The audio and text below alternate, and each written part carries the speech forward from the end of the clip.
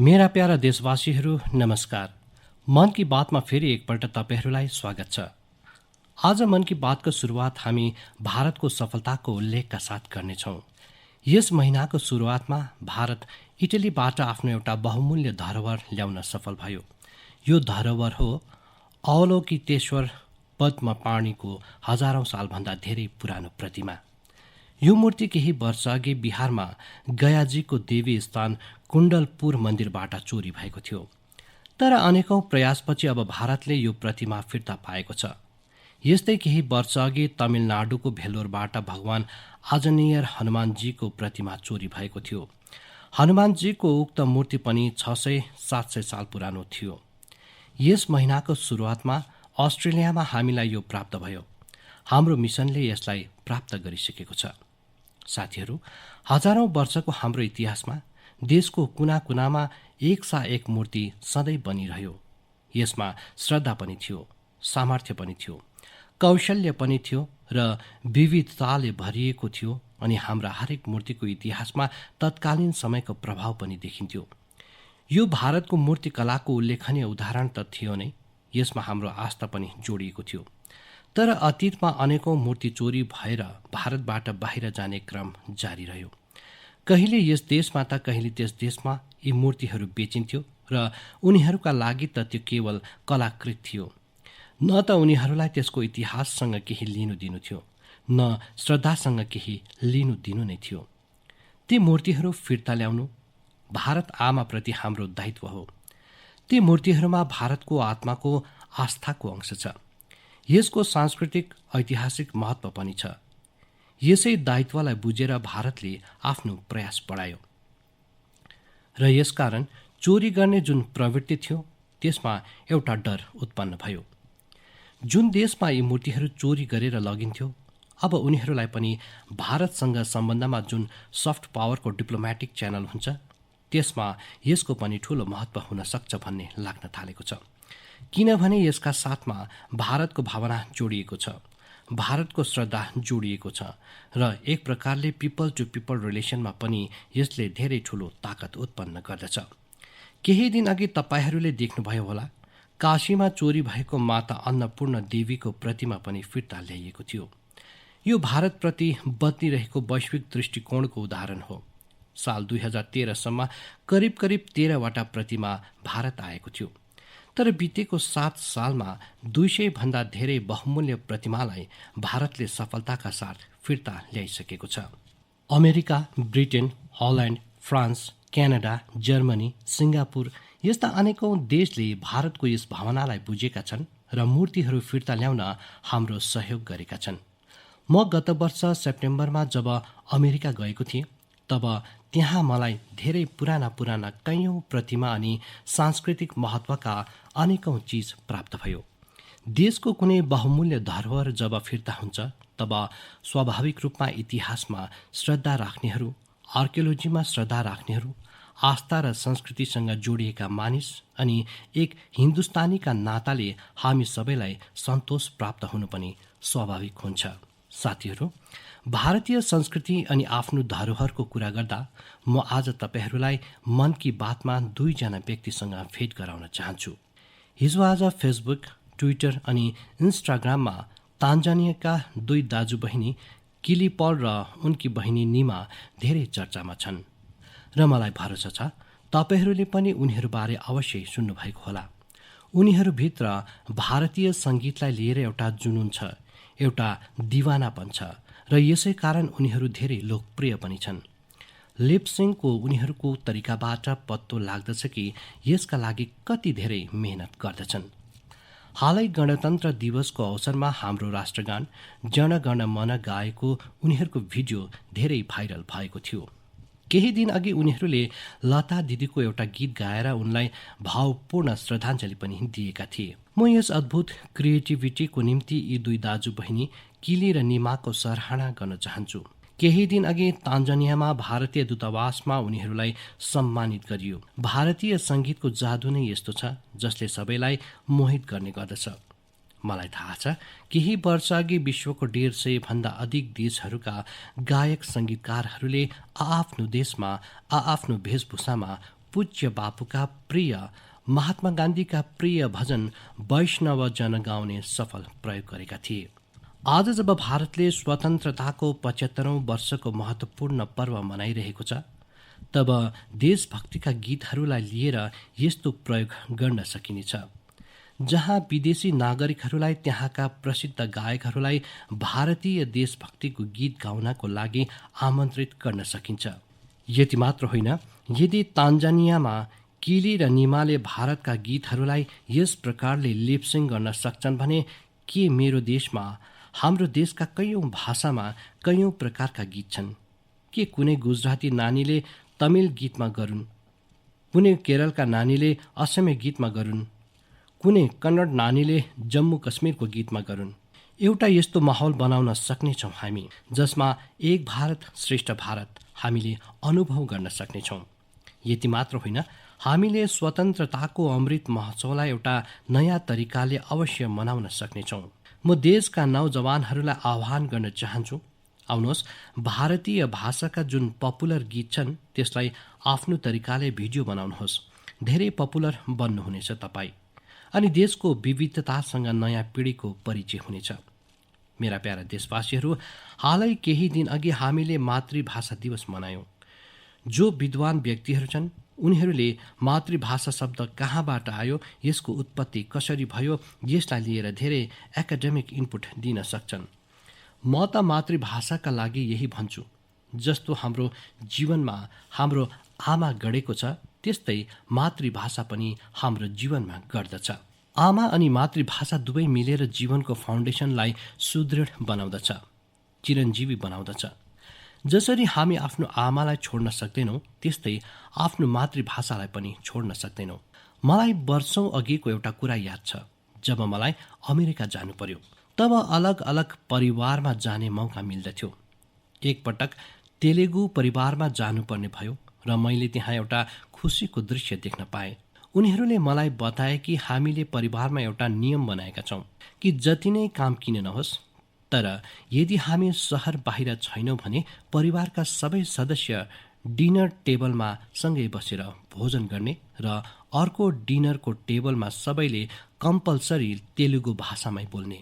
जुन नानी त्यहाँ जन्मेका थिए उसको लागि पनि यो नियम थियो।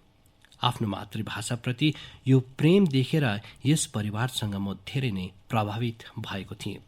साथीहरू, स्वतन्त्रताको 75 वर्षपछि पनि केही मानिस यस्ता मानसिक द्वन्द्वमा बाँचिरहेका छन्, जुन कारण उनीहरूले आफ्नो भाषा, आफ्नो पहिचान, आफ्नो खानपानलाई लिएर सङ्कोच गर्दछन्, जबकि विश्वमा अरू कतै यस्तो हुँदैन। हाम्रो मातृभाषा हो, हामीले त्यसलाई गर्वका साथ बोल्नुपर्छ।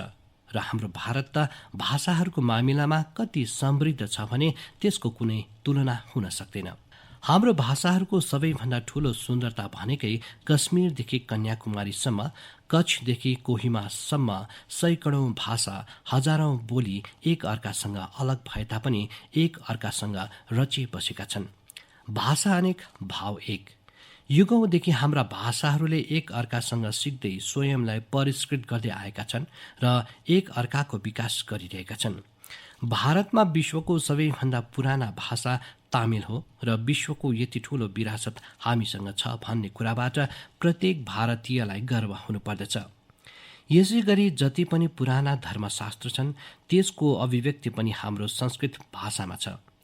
भारतका मानिसहरू करिब 121 अर्थात् हामीलाई गर्व हुनेछ 121 प्रकारका मातृभाषासँग जोडिएका छौँ र यसमा पनि 14 भाषाहरू त यस्ता छन् जुन 1 करोड भन्दा धेरै मानिसले दैनन्दिन जीवनमा बोल्ने गर्दछन्।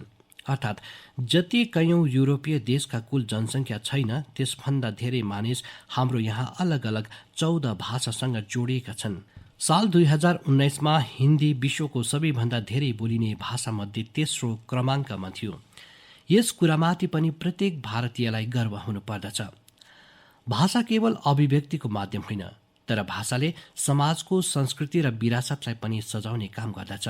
आफ्नो भाषाको विरासतलाई सजाउने काम सुरिनाममा सुर्जन परोहीजीले गरिरहेका छन्। यस महिनाको 2 तारिक उनी 84 वर्षका भएका छन्। उनका पूर्वज पनि वर्षौं अघि हजारौं श्रमिकका साथ रोजी रोटीका लागि सुरिनाम गएका थिए। सुर्जन परोहीजीले हिन्दीमा धेरै राम्रा कविता लेख्छन्। त्यहाँका राष्ट्रिय कविहरूमा उनको नाम गन्ती हुन्छ। अर्थात् आज पनि उनको मनमा हिन्दुस्तान धड्किन्छ। उनका कार्यहरूमा हिन्दुस्तानी माटोको सुगन्ध छ। सुरिनामका मानिसहरूले सुर्जन परोहीजीको नाममा एउटा सङ्ग्रहालय पनि बनाएका छन्। साल 2015मा उनलाई सम्मानित गर्ने मैले अवसर पाएको थिएँ, जुन मेरो निम्ति सुखद अनुभूति रहेको छ। साथीहरू, आजको दिन अर्थात् 27 फरवरीको दिन मराठी भाषा गौरव दिवस पनि हो। सर्व मराठी बन्धु भगिनीना मराठी भाषा दिनाच्या हार्दिक शुभेच्छा। यो दिन मराठी कविराज विष्णु बामन शिरवाडकरजी श्रीमान कुसुमाग्रजजीलाई समर्पित छ। आजकै दिन कुसुमाग्रजजीको जन्म जयन्ती पनि हो। कुसुमाग्रजजीले मराठीमा कविताहरू लेखे, अनेकौं नाटक लेखे, मराठी साहित्यलाई नयाँ उचाइ दिए। साथीहरू, हाम्रो यहाँ भाषाको आफ्नो विशेषता छ। मातृभाषाको आफ्नो विज्ञान छ। यसै विज्ञानलाई बुझ्दै राष्ट्रिय शिक्षा नीतिमा स्थानीय भाषामा पढाइमाथि जोड दिएको छ। हाम्रा प्रोफेसनल कोर्सेस पनि स्थानीय भाषामा पढाइयोस्, यसको प्रयास भइरहेको छ। स्वतन्त्रताको अमृतकालमा यस प्रयासलाई हामी सबैले मिलेर धेरै गति प्रदान गर्नुपर्नेछ। यो स्वाभिमानको काम हो। म चाहन्छु तपाईहरू जसले मातृभाषा बोल्नुहुन्छ त्यसका खुबीहरूबारे अवश्य जानेर बुझेर केही न केही लेख्नुहोला। साथीहरू, केही दिन अघि मेरो भेटघाट मेरा मित्र र केन्याका पूर्व प्रधानमन्त्री राइला ओडिङ्गाजीसँग भएको थियो। उक्त भेटवार्ता रोचक त थियो नै, तर धेरै भावुक पनि थियो। हामी धेरै राम्रो मित्र हौं र मन खोलेर धेरै कुरा पनि गर्दछौं। जब हामी दुवै कुरा गरिरहेका थियौं तब ओडिङ्गाजीले आफ्नो छोरीको बारेमा बताए। उनकी छोरी रोजमेरीलाई ब्रेन ट्युमर भएको थियो र यसकारण उनले आफ्नो छोरीको सर्जरी गराउनु परेको थियो। तर त्यसको दुष्परिणाम के भयो भने रोजमेरीको आँखाको प्रकाश करिब करिब हराउँदै देख्न नै बन्द भएको थियो। अब तपाईले कल्पना गर्न सक्नुहुन्छ ती छोरीको हालत के भयो होला र एकजना पिताको स्थितिबारे पनि हामी अनुमान लगाउन सक्छौं। उनको भावनालाई बुझ्न सक्छौं। उनले संसारभरिका अस्पतालमा कुनै पनि विश्वको ठूलो देश त्यस्तो नहोला जहाँ उनले आफ्नो छोरीको उपचार गराएनन्। सक्दो कोसिस गरे, विश्वका ठूला ठूला देश लगे, तर कतै पनि सफलता पाएनन् र एक प्रकारले सबै आशा छोडे र पुरै घरमा निराशाको वातावरण बनेको थियो। यस्तोमा कसैले उनलाई भारतमा आयुर्वेद उपचार गराउने सुझाव दिए र उनले धेरै उपचार गराइसकेका पनि थिए र थाकी पनि सकेका थिए। तरै पनि एकपटक ट्राई किन नगर्ने भनी सोचे। उनी भारत आए, केरलको एउटा आयुर्वेदिक अस्पतालमा आफ्नो छोरीको उपचार गराउन सुरु गरे। धेरै समय छोरी यहीँ बसिन्। आयुर्वेदको यस उपचारको असर के भयो भने रोजमेरीको आँखाको प्रकाश धेरै नै फर्केर आयो। तपाई कल्पना गर्न सक्नुहुन्छ, जस्तै एउटा नयाँ जीवन नै पाए र प्रकाश रोजमेरीको जीवनमा फर्केर आयो। तर सम्पूर्ण परिवारमा पनि एउटा नयाँ प्रकाश अनि नयाँ जीवन आयो र ओडिङ्गाजीले धेरै भावुक भएर मलाई बताइरहेका थिए उनको इच्छा भारतको आयुर्वेदको विज्ञानलाई केन्या लिएर जाने। जुन प्रकारका प्लान्ट्स यसका लागि प्रयोग गरिन्छ ती प्लान्टको खेती गर्ने र यसको लाभ धेरैभन्दा धेरै मानिसले पाउन सकोस् भन्ने सक्दो प्रयास गर्ने उनले बताए। मेरो निम्ति यो खुसीको कुरा हो। हाम्रो धरती अनि परम्पराले कसैको जीवनमा यति ठूलो कष्ट हरण गर्न सक्यो। यो सुनेर तपाईहरूलाई पनि धेरै खुसी लाग्नेछ। कुन भारतवासी होला जसलाई यसको गर्व नहोला। हामी सबै जान्दछौं ओडिङ्गाजी मात्र नभएर विश्वका लाखौं मानिसले आयुर्वेदबाट यस्तै फाइदा उठाइरहेका छन्। ब्रिटेनका प्रिन्स चार्ल्स पनि आयुर्वेदको ठूलो प्रशंसक मध्ये एक हुन्। जब मेरो भेटवार्ता उनीसँग हुन्छ उनले आयुर्वेदको उल्लेख अवश्य गर्ने गर्दछन्। उनलाई भारतका कैयौं आयुर्वेदिक संस्थाको जानकारी पनि छ। साथीहरू, बितेका 7 वर्षमा देशमा आयुर्वेदको प्रचार प्रसारमा धेरै ध्यान दिइएको छ। आयुष मन्त्रालयको गठनले चिकित्सा अनि स्वास्थ्यसँग जोडिएका हाम्रा पारम्परिक तरिकालाई लोकप्रिय बनाउने संकल्पले टेवा पाएको छ। गत केही समयमा आयुर्वेदको क्षेत्रमा कैयौं नयाँ स्टार्टअप अघि आएको कुराले पनि म धेरै खुसी छु। यसै महिनाको सुरुवातमा आयुष स्टार्टअप च्यालेन्ज सुरु भएको थियो। यस च्यालेन्जको लक्ष्य यस क्षेत्रमा काम गर्ने स्टार्टअप्सलाई आइडेन्टिफाई गरी उनीहरूलाई सपोर्ट गर्नु रहेको छ। यस क्षेत्रमा काम गरिरहेका युवाहरूलाई मेरो आग्रह छ यस च्यालेन्जमा अवश्य भाग लिनुहोला।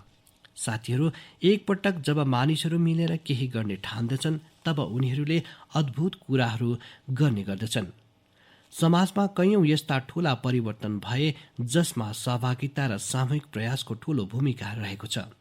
मिशन जलथल नामको यस्तै एउटा जनआन्दोलन कश्मीरको श्रीनगरमा चलिरहेको छ। यो श्रीनगरका झील अनि पोखरीको सरसफाई र त्यसको पुरानो सौन्दर्य फर्काइ ल्याउने अनौठो प्रयास हो। मिशन जलथलको फोकस कुशल सार र गिलसारमाथि छ। जनसहभागिताका साथसाथै यसमा टेक्नोलोजीको पनि सहयोग लिँदैछ। कहाँ कहाँ अतिक्रमण भएको छ, कहाँ अवैध निर्माण भएको छ, यसको पत्तो लगाउनका लागि यस क्षेत्रको सर्वे गराइयो।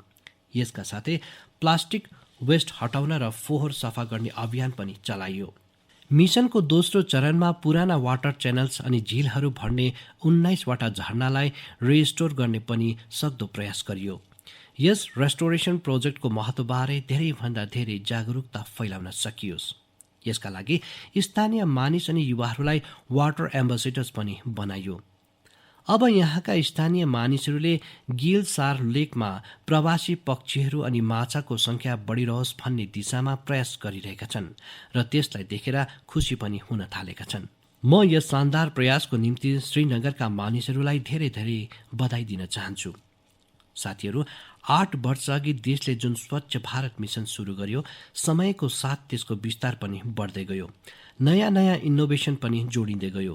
भारतमा तपाईँ जहीँ पनि जानुहुन्छ तब पाउनुहुनेछ कि हरेक तर्फ स्वच्छताको लागि कुनै न कुनै प्रयास अवश्य भइरहेको छ। असमको कोक्राझारमा यस्तै एउटा प्रयासको बारेमा मलाई थाहा लागेको छ। यहाँ मर्निङ वकर्सको एउटा समूहले स्वच्छ अनि हरित कोक्राझार मिशनको धेरै प्रशंसनीय पहल सुरु गरेको छ। यी सबैले नयाँ फ्लाइओभर क्षेत्रमा 3 किलोमिटर लामो सडकको सफाई गरेर स्वच्छताको प्रेरक सन्देश दिएका छन्। यस्तै प्रकारले विशाखापट्टनममा स्वच्छ भारत अभियान अन्तर्गत पोलिथिनको सट्टा लुगाको थैलीलाई बढावा दिइरहेको छ। यहाँका मानिसहरू पर्यावरणलाई स्वच्छ राख्नको लागि सिंगल युज प्लास्टिक उत्पादहरू विरुद्ध अभियान चलाइरहेका छन्। यसको साथसाथै उनीहरूले घरमा नै कुडालाई अलग गर्नको लागि जागरुकता पनि फैलाएका छन्। मुम्बईमा सोम्या कलेजका विद्यार्थीहरूले स्वच्छताको आफ्नो अभियानमा सुन्दरतालाई पनि सामेल गरेका छन्। यिनीहरूले कल्याण रेलवे स्टेशनका भित्ताहरूलाई सुन्दर पेन्टिङ्सले सजाएका छन्। राजस्थानको सवाई माधोपुरको पनि प्रेरक उदाहरण मेरो जानकारीमा आएको छ। यहाँका युवाहरूले रणथम्भौरमा मिशन बिट प्लास्टिक नामको अभियान चलाइरहेका छन्, जसमा रणथम्भौरका जंगलहरूबाट प्लास्टिक अनि पोलिथिनलाई हटाइएको छ। सबैको प्रयासको यही भावनाले देशमा जनभागीदारीलाई बलियो बनाउँदछ अनि जब जनभागीदारी हुन्छ तब ठूलो भन्दा ठूलो लक्ष्य अवश्य पूरा हुँदछ। मेरा प्यारा देशवासीहरू, अब केही दिनपछि 8 मार्चमा सम्पूर्ण विश्वमा इन्टरनेसनल वुमेन्स डे अन्तर्राष्ट्रिय महिला दिवस मनाइनेछ। महिलाहरूको साहस, कौशल अनि प्रतिभासित सम्बन्धित धेरै उदाहरण हामी मन की बातमा लगातार साझा गर्दछौँ। आज चाहे स्किल इन्डिया होस्, सेल्फ हेल्प ग्रुप होस् वा साना ठुला उद्योग होस्, महिलाहरूले हरेक जग्गा मोर्चा सम्हालेका छन्। तपाईँ कुनै पनि क्षेत्रमा हेर्नुहोस्, महिलाहरूले पुरानो मिथकहरूलाई तोडिदिएका छन्। आज हाम्रो देशमा पार्लियामेन्टदेखि लिएर पञ्चायतसम्म अलग अलग कार्यक्षेत्रमा महिलाहरूले नयाँ उचाइ प्राप्त गरिरहेका छन्। सेनामा छोरीहरूले अहिले नयाँ अनि ठूलो भूमिकाहरूमा जिम्मेदारी निभाइरहेका छन्, देशको रक्षा गरिरहेका छन्। पछिल्लो महिना गणतन्त्र दिवसमा हामीले देख्यौं कि आधुनिक फाइटर प्लेन्सलाई पनि छोरीहरूले उडाइरहेका थिए। देशले सैनिक स्कुलहरूमा पनि छोरीहरूको एडमिसनमा रोक हटाएको छ अनि देशभरि नै छोरीहरूले सैनिक स्कुलहरूमा भर्ना लिइरहेका छन्। यस्तै प्रकारले हाम्रो स्टार्टअप जगलाई हेर्नुहोस्। पछिल्ला वर्षहरूमा देशमा हजारौं नयाँ स्टार्टअप सुरु भयो। यी मध्ये करिब आधा स्टार्टअप महिलाहरू निर्देशकको भूमिकामा छन्।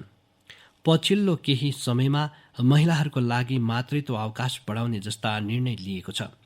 छोरा अनि छोरीहरूलाई समान अधिकार दिँदै विवाहको उमेर समान गर्नको लागि देशले प्रयास गरिरहेको छ। यसबाट हरेक क्षेत्रमा महिलाहरूको भागीदारी बढिरहेको छ। तपाईले देशमा अझ एउटा बदलाव हुँदै गरेको देख्नुहुँदै होला। यो बदलाव हो हाम्रो सामाजिक अभियानहरूको सफलता। छोरी बचाऊ छोरी पढाऊको सफलतालाई नै लिनुहोस्। आज देशमा लिङ्ग अनुपातमा सुधार आएको छ। स्कुल जाने छोरीहरूको संख्यामा पनि सुधार आएको छ। यसमा हाम्रो पनि जिम्मेदारी हो कि हाम्रो छोरीहरूले बीचैमा स्कुल नछोडुन्। यस्तै प्रकारले स्वच्छ भारत अभियान अन्तर्गत देशमा महिलाहरूलाई खुल्लामा शौचबाट मुक्ति मिलेको छ।